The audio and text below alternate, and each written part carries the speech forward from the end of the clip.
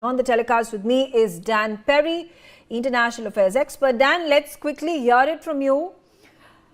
Did you find it shocking that US President Donald Trump has gone on and used expletives against Iran and Iranian leaders and the Iranian leadership in his Truth Social post that was put out very recently, in a few hours before? I don't think I'm capable of being shocked by Trump's breaking from standard accepted norms of politesse and diplomacy. No, I'm not shocked. It would be shocking from any other president that ever served or held high office in the U.S. or any other Western country, but from Trump it is not. And it perhaps reflects even the crossing of a Rubicon for him in a way that tells us that he's in a state of rage and quite angry. Because the Iranians have put him in an awkward position where what I believe was his plan all along, which was if the regime doesn't fall and if they can't be compelled to formally agree to terms they view as surrender, well, at the very least, you batter them very badly and then declare victory and leave, as they more or less did in June of last year. But Trump can't do that if it looks like he's giving into blackmail in the Strait of Hormuz and if the Strait remains closed. So he has to escalate. How acceptable is a president like Donald Trump to not just the people of United States of America, but to the rest of the world? President Trump doesn't fit into the protocol or into the frame as a diplomat or as a president of a nation, because he still is in the frame of mind of a corporate, possibly corporate leader, corporate honcho, and I think world has got used to it. And as Dan very rightly said, that he is not surprised. I mean, I don't understand which corporate honcho goes about putting out posts on social media or otherwise calling people or countries or heads of governments using expletives. Like, I don't understand. And I mean, why is the world continuing to accept it is something that is just unpalatable?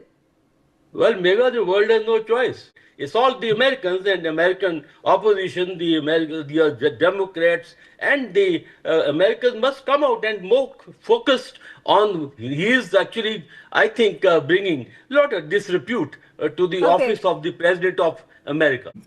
There is a serious requirement for Americans to go back to their constitution, because this man has demonstrated that with staying within the framework of American Constitution, he can behave like a monarch. He can behave like Bloody Mary, off with your head.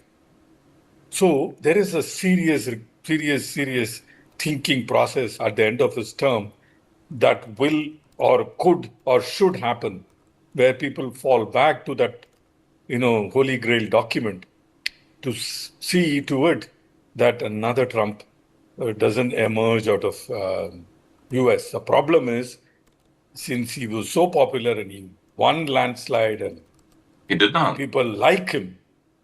He didn't. That's what he says. I mean, I want to take. Well, he's lying.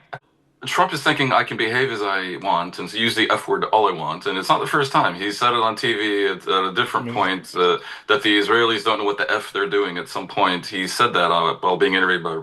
He can do what he wants. He before being elected, said he can go on Fifth Avenue and shoot someone to death and still get elected and nothing will happen to him. I mean, he says these things. I don't have to tell you what he said about women. And this is years ago. So the Americans knew what they're getting. They also knew of his role in the January 6th insurrection, and then they went and elected him. So Trump is thinking that he's invulnerable.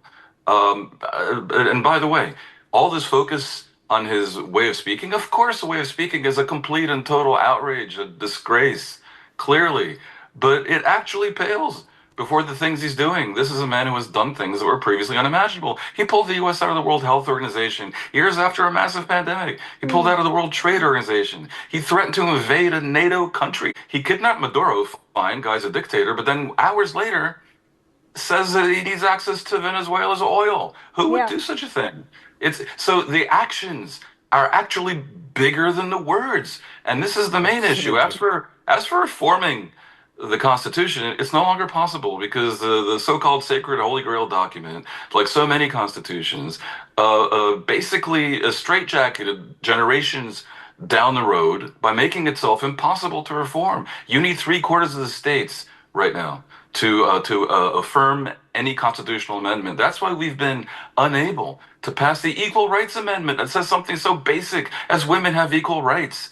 Because out of the 50 states, at least a quarter are going to be very conservative, very Republican, and are never going to agree to reform anything.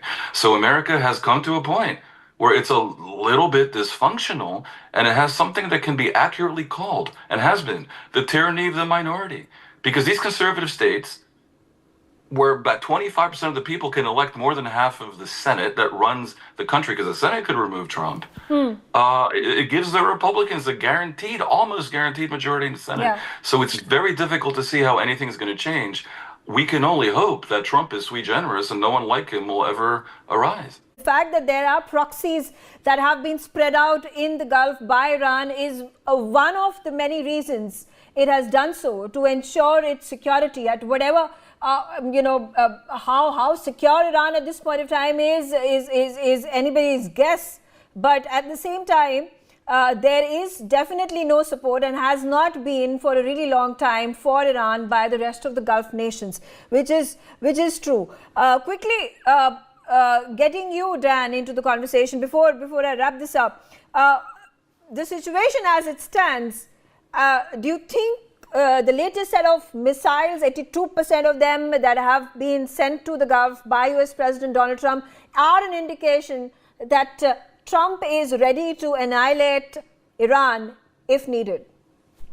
I would view things a little bit differently than the tenor that I've heard on the show in the past 5 minutes or so. I don't think it's about annihilating Iran. There is a legitimate desire to help the Iranian people bring down an oppressive government. I don't think Hezbollah and Kataib Hezbollah and the various militias are there for Iran's security. They're there for Iran to export jihad to places like Lebanon. So Iran has desperately provoked the region. As my colleague said, firing on Saudi Arabia, firing more missiles at the various Gulf countries than they have at Israel. And it's by the way, they can continue it longer because they don't require long-range ballistic missiles. So Iran its regime is in a state of having provoked everyone pretty much maximally. Now, Trump, I think, might be willing to walk away and see if they behave less badly in the future.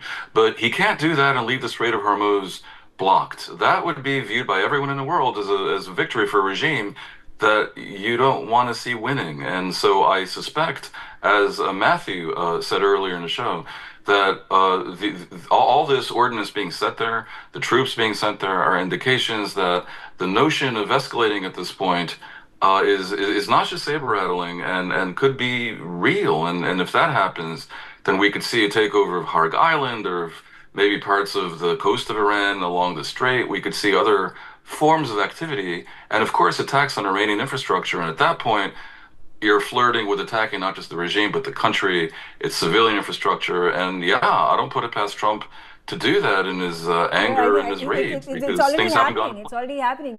We'll keep a close eye on all these developments. I thank all my panelists for joining me on the telecast, and thanks for watching NewsX.